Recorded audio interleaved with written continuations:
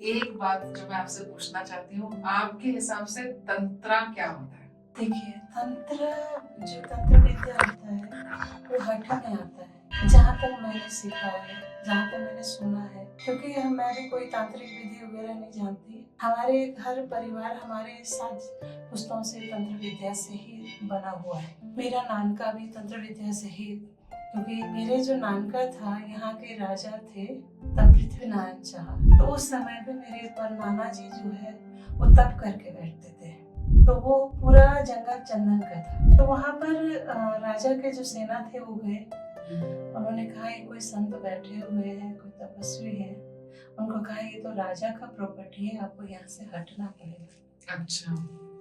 तो उन्होंने कहा नहीं, मैं यहाँ पर मैं बैठ चुका हूँ, अब मैं नहीं उठ सकता, क्योंकि वो जगह वो तांत्रिक विधि से वो जगा रहे थे। तो उन्होंने कहा कि आपको कल सवेरे पुलिस है, मतलब हम राजा जी का ऑर्डर है, अगर आप नहीं हटोगे तो फिर आपको जेल हो जाएगी, यहाँ से पकड़ के हटाना पड़ेगा। तो उन्होंने कहा कोई बात नहीं, पहले जाके अपने राजा से पूछो, कल सवेरे ये पूरा जंगल मुझे खुद ही आके दे देंगे, ये पूरा वन दे देंगे, यहाँ कुटिया नहीं है, वो बना के देंगे, ये आपके राजा ही खुद करेंगे। तो गए। अब इतना बोलने के बाद तो अब उनमें सेनाओं में इतना ताकत नहीं थी, वो वापस चले गए। तो राज दरबार, जिसको सिंह दरबार बोलते हैं राजा का, तो वहां पर धुआं हुआ मिर्ची का, पूरा राज दरबार धुआं से धुआं धुआं। तो राजा ने कहा ये ऐसा धुआं क्यों हुआ, कैसे हुआ? जब वो मंत्रियों को बुलाया गया, तो सबको बुलाया गया, देखा गया, तो पूछा गया क्या हुआ? कहते फलानी जगह पे हम गए थे, वहां पर एक संत बैठे हुए, उन्होंने ये कहा, हमने कहा उनको जगह छोड़ दो। तो उन्होंने कहा कोई बात नहीं, कल सवेरे आपके खुद राजा आके यहाँ पर मुझे ये सब दे देंगे। तो अब धुआं बंद नहीं हुआ। तो हमारे जो परनाना जी थे वो वहां बैठ के, वो मिर्ची कहाँ से आया नहीं मालूम, वो चीज जो पॉसिबल ही नहीं है, जहाँ पर बर्फ है वहां पर मिर्ची उग सकता नहीं है, वहां पर वो हजारों टन मिर्ची का हवन कर रहे थे, और वो वहां कोई धुआं नहीं थी, वो राज दरबार में थे। तो राजा खुद अपने पालकी में बैठ के वहां गए, उन्होंने पूरा चंदन का बंद दे दिया, वहां कुटिया बना, कुटिया क्या होगा, बड़ा दरबार बना के दे दिया। तो ये तंत्र विद्या क्या है कि एक नियम है। योग की दृष्टि से हम बोलते हैं ना, 8 लिम्स हम बोलते हैं, आपने सुना होगा, यम नियम आसन प्राणायाम प्रत्याहार धारण ध्यान समाधि। उसी में यम और नियम दो को बहुत महत्व दिया गया, और धारणा को ज्यादा दिया गया।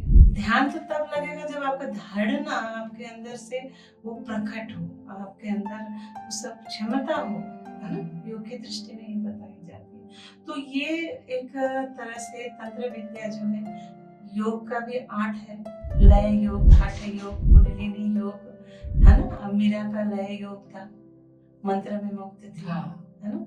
मीरा मंत्र योग में थी, है ना?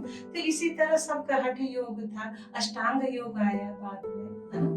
अब कुंडलिनी योग आया, है ना? ये भी कुंडलिनी का भी जागृत जब करते हैं, तो ये पहले तो सातों चक्र को जगाया जाता है, उसके बाद उसका मूल बनाया जाता है योग की दृष्टि से। तो उस जगह को तंत्र विद्या से साध गया, वो सिद्ध हो गया, तो अब उस जगह में नियम शुरू हो जाए। और यहाँ पर तंत्र विद्या को ऐसे ही हर जगह मन मर्जी से इस्तेमाल करना है।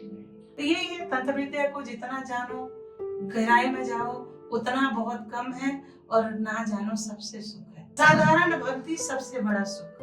मुझे लगता है कि हम कोई नहीं होते हैं ये रास्ते को पकड़ने वाले या चुनने वाले। क्यों नहीं? तंत्र विद्या पहले मानसिक विद्या माना जाता है। मानसिक विद्या होता है क्योंकि आप पहले तो शरीर को करते हैं, जैसे आपने सुना हो इंद्रजाल, सुना होगा भैरवी साधना, सुना हो। तो हमारे यहाँ का एक कहना है, राजस्व राजा का धन, पितृ का धन, पुत्र का धन, ये जो है ना राजस्व जो बोलते हैं, पितृस्व, ये जो चीजें है ना, ये सबका कर्जा है। 16 संस्कार में आपने सुना होगा, पढ़ा होगा, 16 संस्कार में जब संस्कार कर्म बचपन से जनेऊ से लेके अन्नप्राशन से लेके किया जाता है ना, तो वो जो बाद में जगत के बाद किया जाता है, ये सब चीजें होती है ना, इन सब का इनका खाना नहीं चाहिए। तो यही है, जानने वाले के लिए, समझने वालों के लिए, पर सबसे आराम, अच्छा, आनंद, साधारण। सही बात है। हट करके नहीं मानना चाहिए, हट करके मतलब किसी चीज को हट। दृढ़ निश्चय करके कि अब भाई एक होता है ना हठ करना, आपके उसमें नहीं है। एक माँ के पास 50 रुपया नहीं खर्च करने की काबिल नहीं है, बेटा अगर 500 रुपया मांगे, माँ देने के लिए सक्षम नहीं है, तो वो बेटे जिद करता जाए और वो इतना परेशान कर दे, माँ हार के क्या करेगी, उधार देने जाएगी। कुछ तो करेगी ऐसा जो उसको खुश करना ही पड़ेगा माँ को। अब उसका कीमत कौन चुकाएगा? बेटा, यही है धर्म, तंत्र विद्या भी यही है। Thank you so much.